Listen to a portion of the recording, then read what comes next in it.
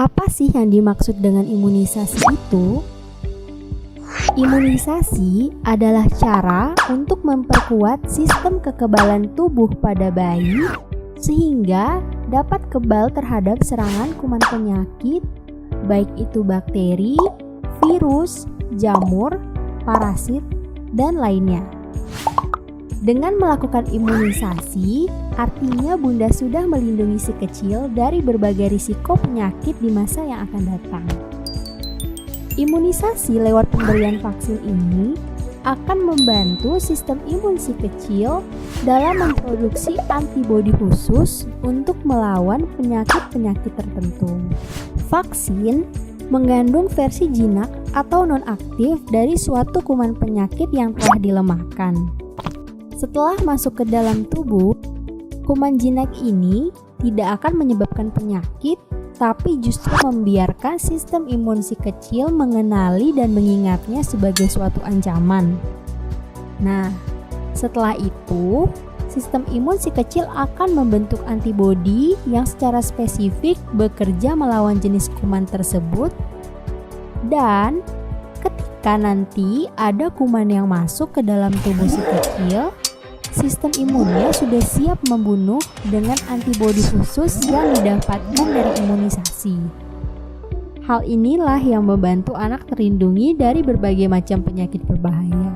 Jika anak yang sudah diimunisasi tertular dan sakit, gejala yang dialami akan jauh lebih ringan serta mudah diobati ketimbang anak yang tidak diimunisasi sama sekali.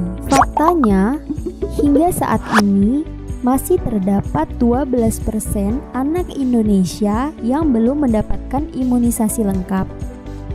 Imunisasi rutin lengkap menjamin anak untuk terhindar dari penyakit yang dapat dicegah dengan imunisasi, seperti diantaranya campak, rubella, polio, dan hepatitis. Lalu, bagaimana ya jika bayi tidak diimunisasi? Jika tidak mendapatkan imunisasi, maka bayi akan lebih berisiko tertular dan mengalami sakit yang lebih parah. Juga memiliki risiko lebih tinggi untuk terkena komplikasi yang dapat menyebabkan kecacatan, bahkan kematian. Selanjutnya, apa saja ya imunisasi yang wajib didapatkan pada bayi di bawah 1 tahun? Nah, di Indonesia sendiri, setiap bayi di bawah umur 1 tahun wajib melengkapi 5 jenis imunisasi dasar, termasuk hepatitis B, vaksin polio, vaksin TBC atau BCG, vaksin campak, dan vaksin kombinasi pentavalen DPT, HB, dan HIB. Tempat-tempat imunisasi dibagi menjadi 2. Yang pertama di puskesmas yang meliputi program KIA, yaitu Kesehatan Ibu dan Anak, dan Posyandu.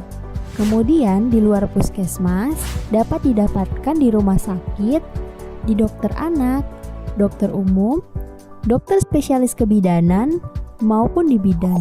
Apakah imunisasi aman ya dok? Benar.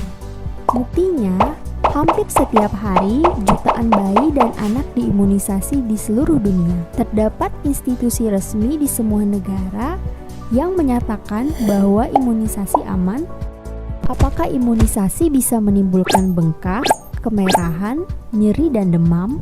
Hal-hal tersebut merupakan suatu reaksi yang normal dan akan hilang dalam waktu 2-3 hari dengan diberikan obat penurun panas.